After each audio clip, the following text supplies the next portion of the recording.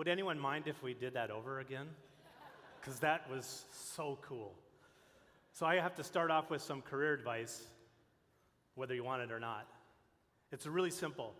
Start a company, raise a lot of money, create a really big conference, and then create your own walk-on situation.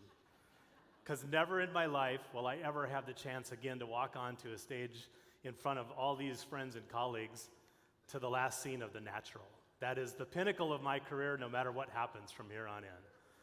So welcome to Pulse 2015. Everybody ready to go?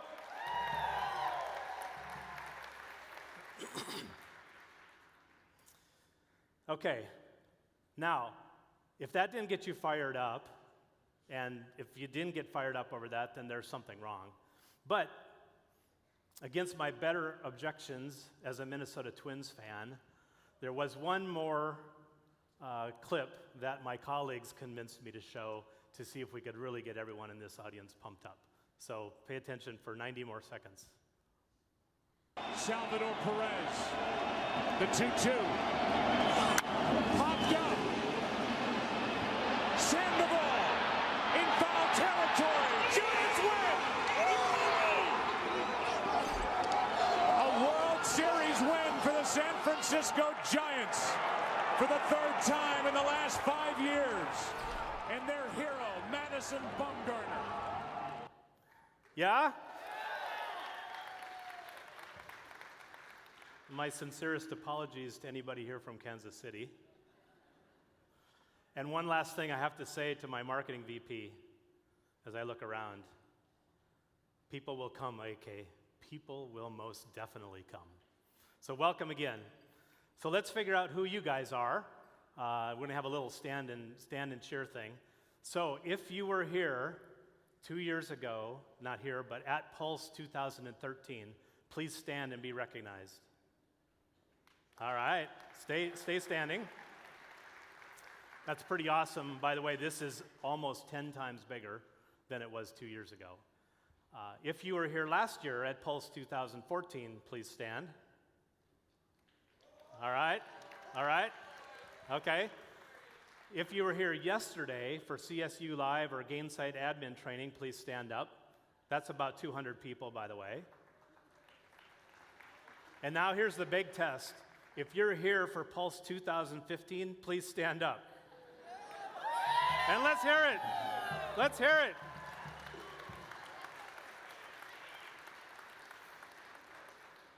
Okay, you may be seated.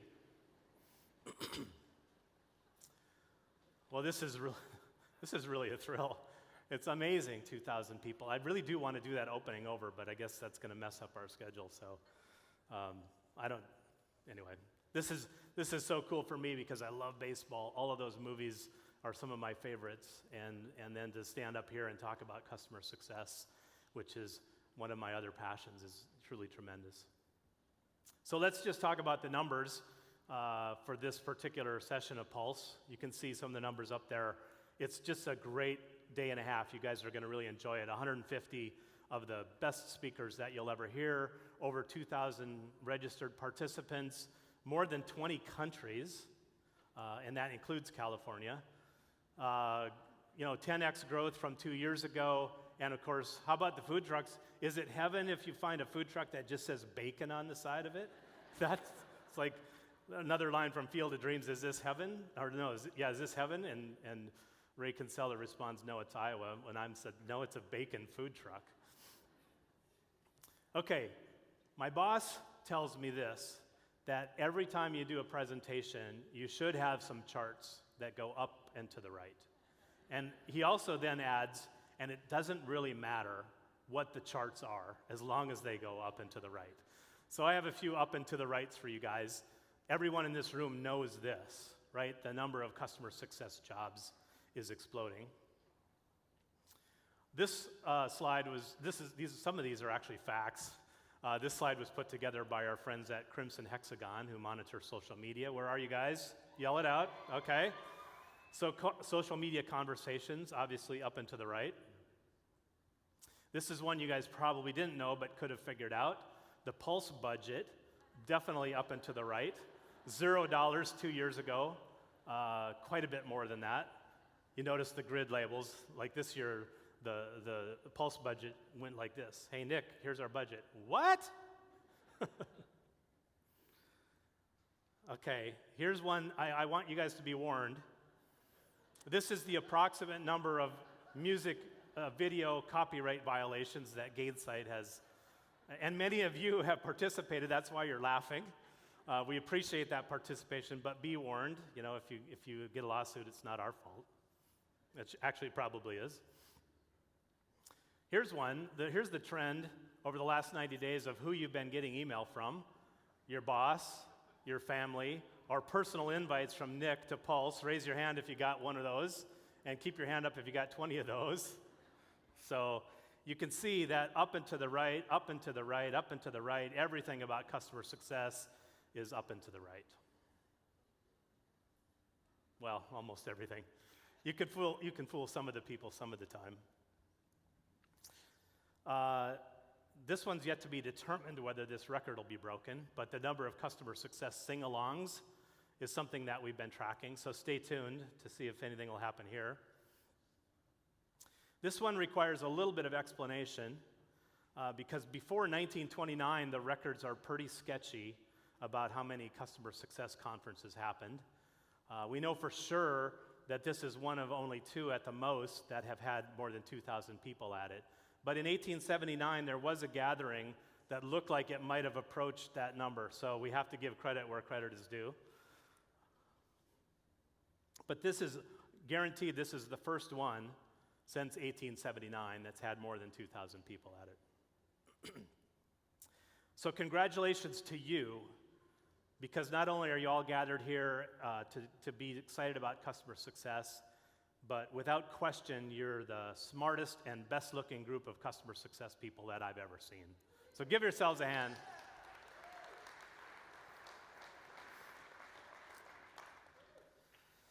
Okay, my fellow customer success professionals, let's do a State of the Union with regard to customer success, the industry. And as a metaphor, I'm going to use a Gainsight scorecard. Many of you guys have seen this. If you haven't, you know that in the world of customer success, one of the things everyone wants to do is put a health score on their customers. So what I've done is I put a health score on our industry with a number of components that you can see here, and we'll talk through this. I think it's pretty clear that as an industry or as a discipline, customer health or customer success is extremely healthy. Clearly green.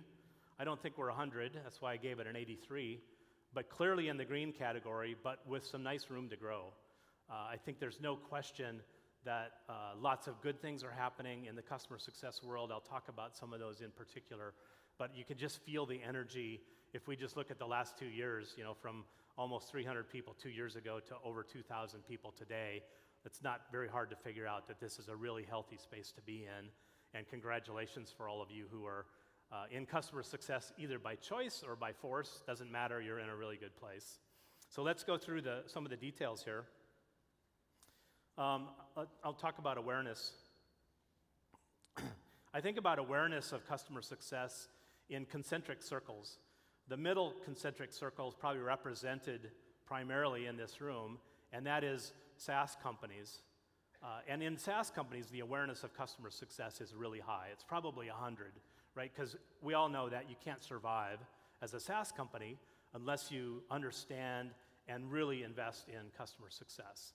So that's the simple one, but if we start going outside of the SaaS world, we'll see that customer success probably is there's somewhat less awareness.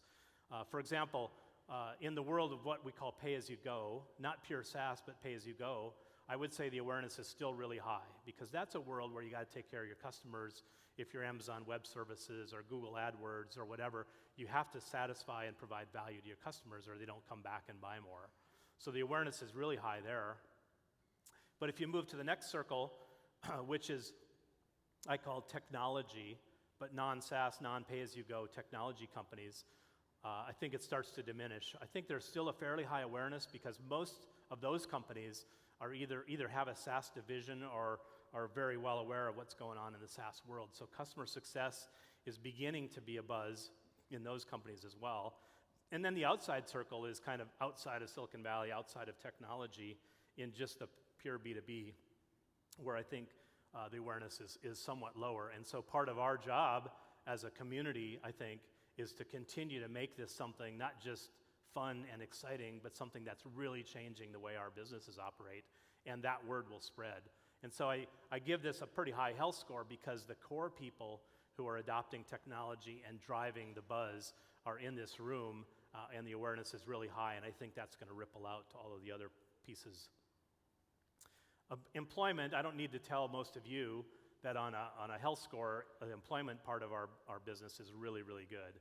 I'm sure that every single one of you in this room are almost certainly gainfully employed, probably have the job that you want, because if you didn't, there were many opportunities. And if you haven't been pinged by a recruiter in the last 30 days, you're probably in the minority, because customer success people are really hard to find. That's really good news for everybody, and especially at the executive level, which is really, really good news for those who are directors and senior directors and are hoping for that VP title. So lots of opportunity there. I think the downside of this, the other side of the coin in that kind of situation is always the same, and that is if demand is outstripping supply, that's a good thing for those of us who are looking for a job, if anyone is, but for those of us who are hiring, it's not so great, right? Because it's really hard to find people with customer success background. And so the challenge now is, what disciplines do I pull from if I can't find customer success people or people with that on their resume? What disciplines can I pull from to make for successful customer success people? And that's a challenge that we're starting to meet today, but I don't think there's a lot of answers to that. You can get customer support people, you can bring people in from services, you can bring ex-sales people into customer success, management consulting. There's lots of choices, but I think the record is yet to be written on which of those are going to be the most successful, and probably more importantly, not just if they'll be successful, because I think any of those certainly could be, but how do we make sure that they're successful? What does management have to worry about in order to make sure that those other disciplines, when they come into customer success, are successful? So organizationally, again, really healthy. I think in the last couple of years, there's a number of things that have happened that are really good. The lines of delineation between organizations, not a lot of people, certainly in this room, are asking that question, what's the difference between customer support and customer success? Or what's the difference between professional services and customer success? Most of those questions have been answered, at least by those of us early adopters, early in the customer success space. But I think there's still some confusion, or should I say some wrestling with some really serious questions organizationally that have yet to be vetted. Those are things like, in the vortex that is customer success, where does customer marketing and sales belong, right? Because if I'm the chief customer officer and I own the retention number for my company, I have every right to say to my CEO, that's fine, I'll take that on, but I need a sales team to drive renewals and upsell, and I also need a marketing team so that I can manage the messages that are going to my customers and when they're going and when they get the please buy from us versus we love you kind of messages. So this is really healthy, this kind of wrestling, and there will be lots of conversations about this in the next day and a half, so stay tuned. But I think this kind of wrestling is really, really healthy as a whole. But we've got some things to figure out to make this super, super healthy. Technology is an interesting one. This is where I live, so I should have something to say about this. I think technology, from a health score standpoint, I put it solidly in the yellow category. It's not green only because we're new at this, and everybody is new. This is healthy in a number of ways. There's lots of technology providers, and everyone is doing really good things. We're certainly not the only company providing technology, and there's lots of really good stuff happening out there. I think that's super. But the problem that's being solved is kind of the core problem. It's the way every industry starts, which is there's a very specific pain point. Technology comes in to solve that pain point. But then what happens? Where do we expand from there? What does technology do after that? And I think that's where we are today. We're doing a pretty good job as a whole in solving some of those core problems. But the industry is only, literally, customer success as a technology piece is literally only 4 years old. And that's a long time in Silicon Valley, but in the big scheme of things, that's not very long. And one of the other reasons I would give this a little bit of a lower score is because in that world where we've only scratched the surface, the roadmap is as far as the eye can see.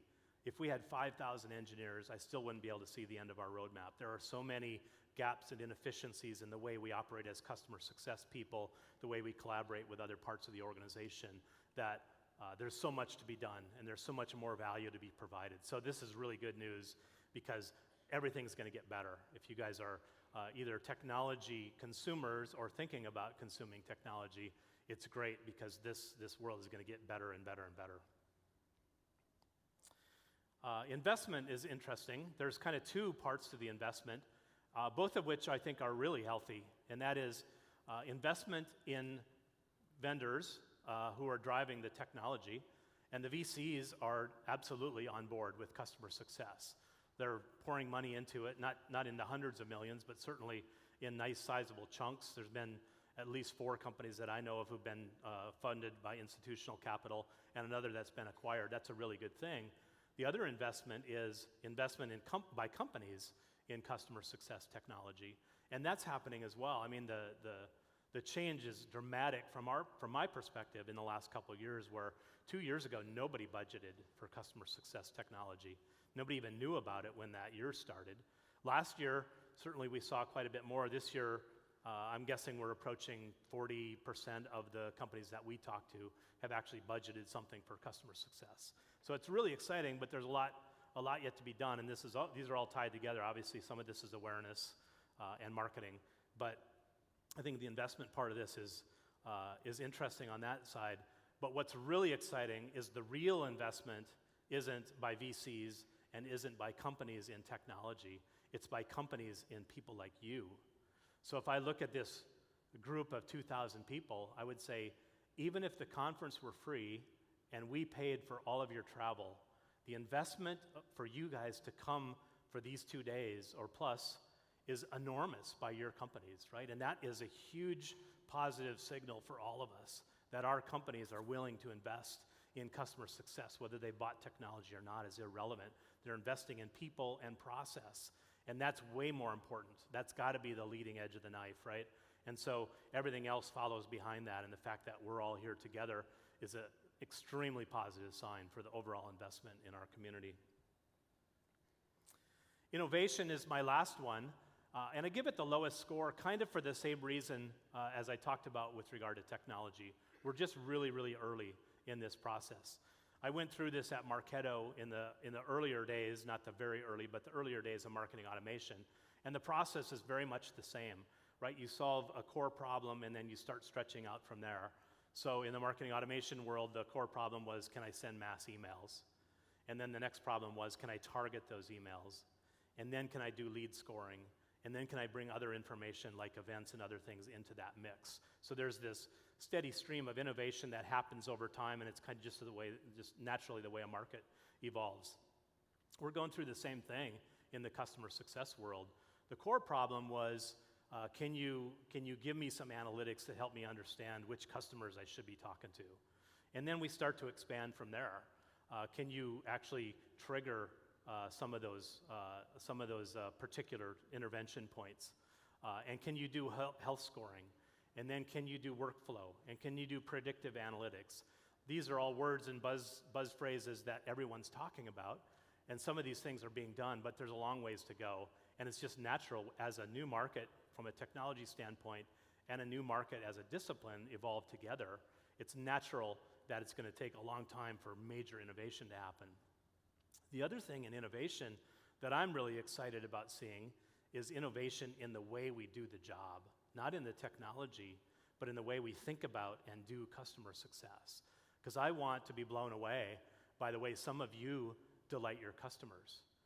There's a lot of kind of normalcy, if you will, the ways that we do things, the interventions, the QBRs, the et cetera, kind of the standard things. But I want to be excited by stories from all of you about the things that you do that just knock your customers' socks off. And that's where I think a lot of innovation is going to happen in the next couple of years, and it's going to come from the community. That stuff isn't going to be driven by Gainsight or any other technology vendor. That's going to be driven by you guys. So I look forward to seeing what some of you do. So that's kind of the health of the industry. There's one other thing I want to talk about, and that is, I'm really excited to announce this. Some of you may recognize this cover page of an ebook or a white paper that was done 5 years ago by Bessemer. If you don't recognize it, I guarantee you that your CEO does, and he or she has probably read it a couple of times, because this kind of served as the Bible for building a cloud-based company. Bessemer sponsored this. They called it the 10 Laws of Cloud Computing. And I'm really, really excited to announce that Bessemer is also sponsoring the 10 Laws of Customer Success, which we're announcing today. The 10 Laws are a groupthink from the community again. The companies that you see on the screen are the companies that have contributed to this paper. So it's not coming from Gainsight, it's coming from all of you. And in fact, if you're at one of the companies that's listed on this page, please raise your hand so we can recognize you. Lots of people out there, because it's not just the person who wrote the article, but everybody else who's helping define what these 10 laws really mean. So this is super exciting. I think it's going to become that reference guide for how to build a customer success program, how to build a customer success organization. So in a very, very quick fashion, I'm going to go through what those 10 laws are. We're not going to go into detail, but I'll talk about each one of them. So the first one is basically you need a culture and a way of being customer-centric across the company. It can't be one person. It can't even be one VP. It's got to be a company-wide commitment. Second one, most of us in this room are will nod our heads vigorously. You got to figure out how to sell to the right customer, right? The cost of not doing that is enormous. This is an interesting one. The natural tendency for customers is towards churn. And why is that? Because everything changes. Their business changes, our business changes, their people change, our people change, et cetera. If left unattended, customers will drift away from their vendors. This is one that's a good reminder for all of us who deal with challenged and challenging customers, and that is their initial expectation was to be wildly successful with your product. And it's really good for us to remind ourselves of that, to keep that in mind and come back to that whenever possible. Because there are days, as we all know, customer health is never like this. Customer health is more like one of these things, right? There are days when it's good, there are days when it's not so good. So it's always good to be reminded of what their initial intention was. This one's really obvious. This is where technology is largely focused. Relentlessly is a key word in this one, managing and monitoring your customer's health. This one, I think, we'll talk some more about over the next day and a half, too. You can no longer count on building personal relationships with every customer. You got to figure out how to do this at scale, and at scale is not one-to-one. You can't hire enough people to do this, so you got to figure out how to do it in other ways. Product, ultimately, companies win because the product is the best product. That's true for all of you, it's true for us. So if product isn't your number one priority, you should be asking yourself, why not? It's not fixing customers, it's figuring out how to make sure your product is the best product. Obsessively improve time to value, and I mean obsessively. This is so important. Every day that you can get your customers' time to value more quickly is a day less that they have to be nearer to their renewal without being live, and a day more that you can do upsell with them. You need to deeply understand the details of churn and retention, and I don't just mean why customers churn, but all the details. Which product churned, which licenses are given back, who did we oversell, what expectations did we set wrong? All of those things really matter.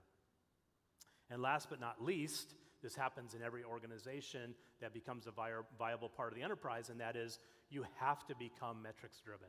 And we as customer success people, frankly, having managed lots of customer success people at various companies, we've lived in a fairly fuzzy world. Are your customers happy? Are they renewing their contracts? Those days are soon to be completely over, where we have to be 100% metrics driven, just like what's happened to the marketing world in the last 15 years. So those are the 10 laws. There's hard copies in the Gainsight booth if you want to pick those up. It'll be online sometime late next week, and then we're going to do a series of webinars going into each one of these in detail with the actual author. So I'm also really pleased to announce, if you remember the last component of the overall health score was innovation. And one of the things we look out for as a company is who are the companies who are innovating? And we love to celebrate them. So we have chosen 10 companies And we've given this award the most innovative companies in customer success. The video that you'll see in a minute is going to announce the first 5 of those in a grouping we call diversified technology, which means they're not pure SaaS. And if you think about that world, the bar is much more difficult for them because they're not pure SaaS, because they're trying to turn around some old school parts of their business, old school technology, and sometimes old school ways of thinking as well. So these companies really deserve to be celebrated. So watch with me for a few minutes and we'll see who the winners are in this category.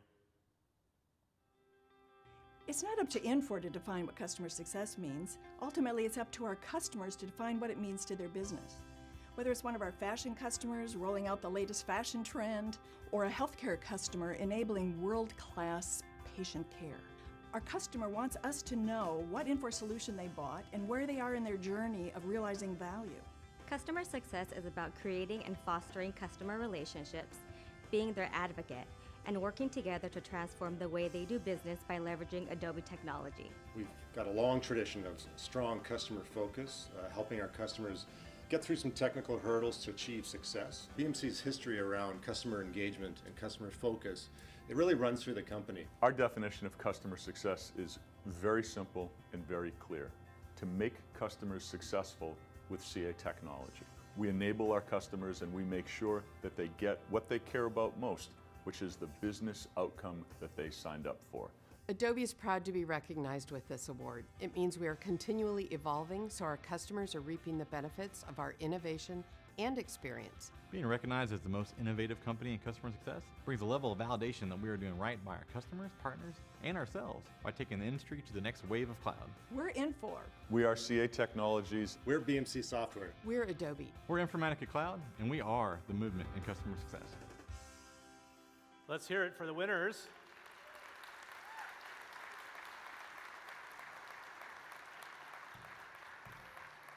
And let's bring them on stage to accept their awards.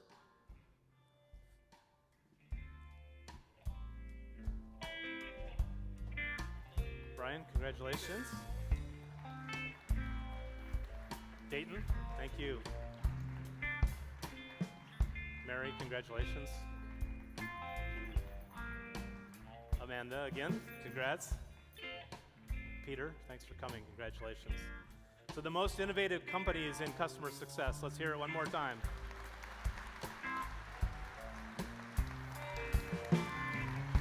Awesome. Thank you, guys. Thank you very much. Okay. One more thing, a couple more things actually. I want to prepare you guys for the rest of this day and a half. And if you've been to Pulse before, you kind of know how we do things, but there's a few things that are very different about this event. First of all, there's 5 tracks in Pulse 2015. There's high touch and low touch, just trying to draw a line between having lots and lots and lots of customers and high touch strategic customers. And then there's also what we call Success Unplugged, which is a kind of more free-form organization. You know, there's going to be tables with topics to discuss around those tables, so it's a little bit more of what you would think about when you say unplugged. And then there's a vertical track as well. So just look through your agenda and figure out which of those tracks makes the most sense for you. Obviously, nobody's tied to that, but I think you'll find that to be really useful. Customer Success Village, which most of you partook in, I guess, over lunch period. It'll be here for breakfast, lunch, and happy hour. So the food trucks, you try out the bacon one. I highly recommend it. Live music by our friends over here going on, and then maybe a couple of surprises somewhere along the way. So welcome again to Pulse 2015. Have an awesome time. If nothing else, just walk away feeling like you had a great time, that Gainsight entertained you, and I hope that you learned something as well.